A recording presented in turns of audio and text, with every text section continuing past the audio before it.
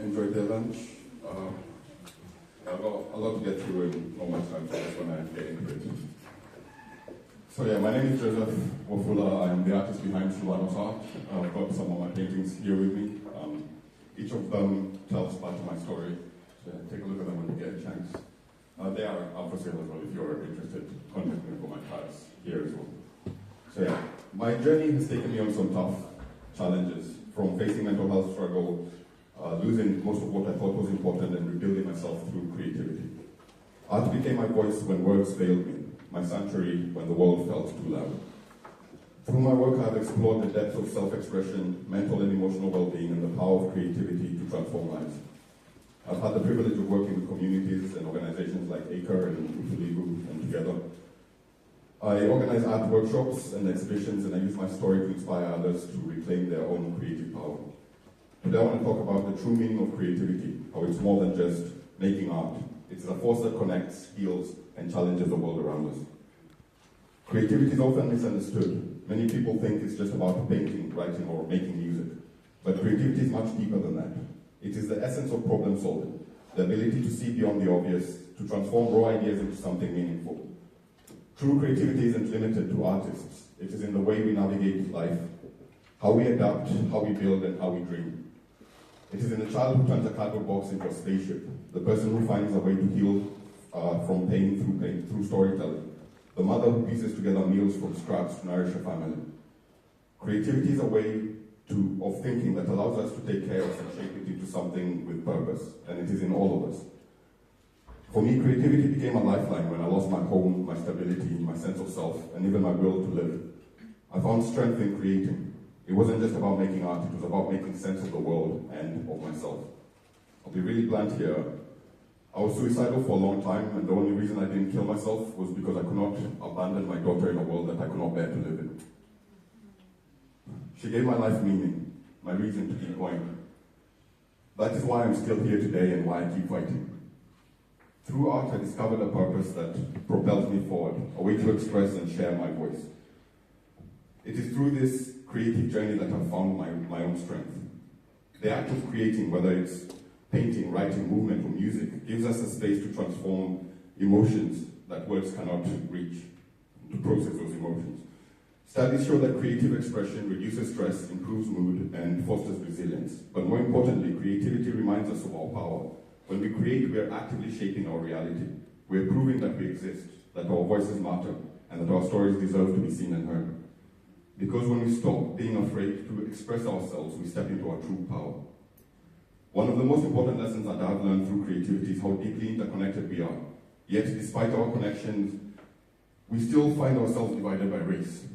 Growing up as a mixed-race individual, navigating the world often felt like trying to fit into boxes that didn't quite align with who I was.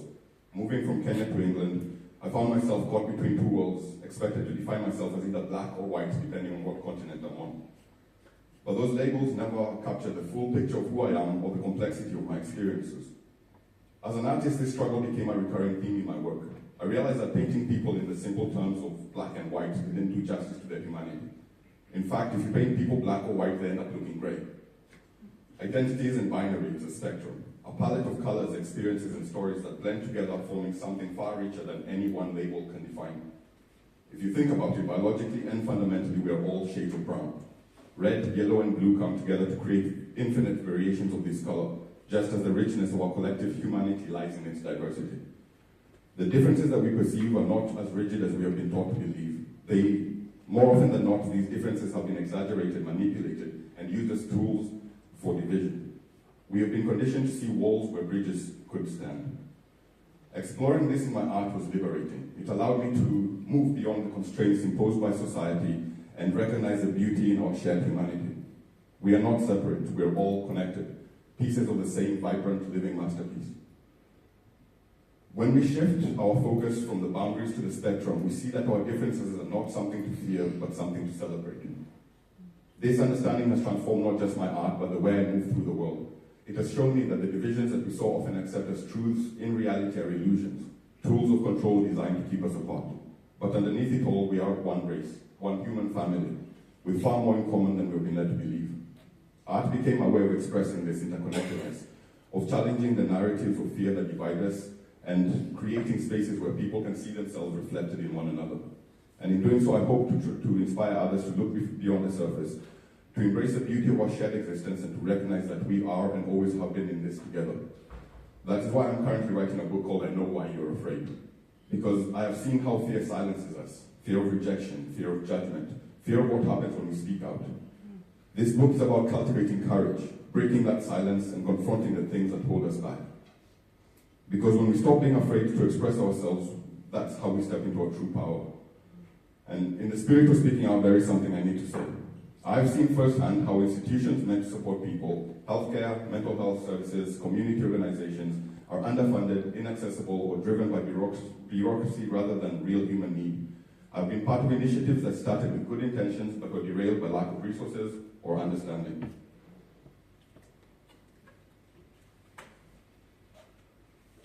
On a more personal note, after over 10 years of misdiagnosis, I was finally told that I have dissociative identity disorder. For a moment, I thought finally this is the breakthrough that I've been waiting for. But once again, the system let me down. After 9 months of waiting, there's been no follow-up, no support, no acknowledgement of what this diagnosis means for my life. It's like yet another cruel joke.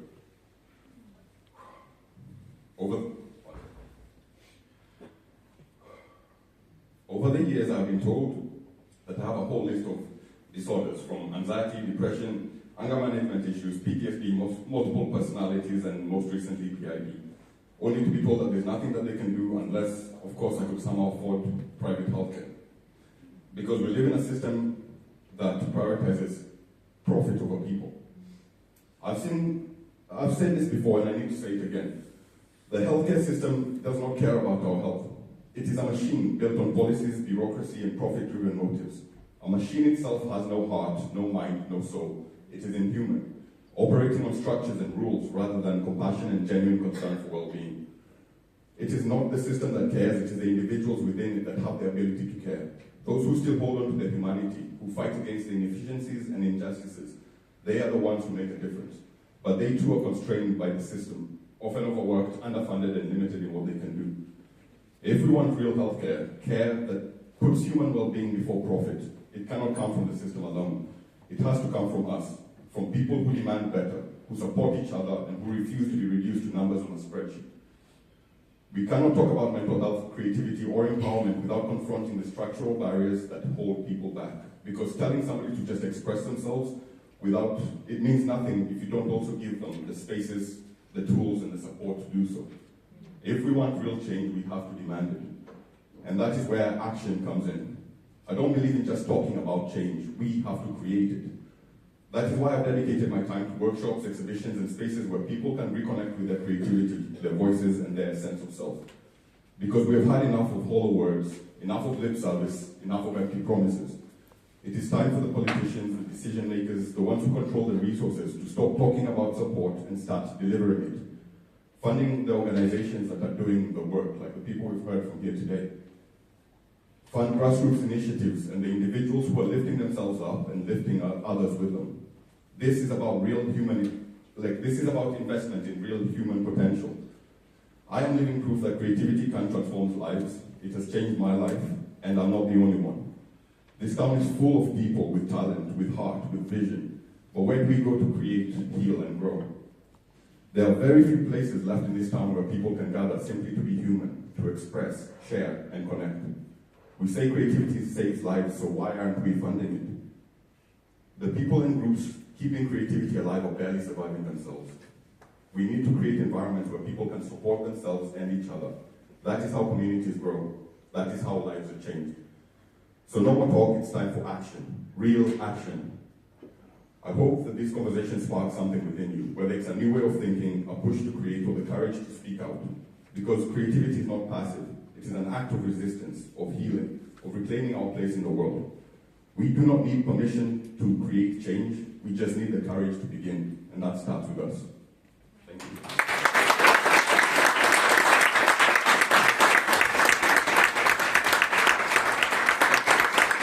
Thank you,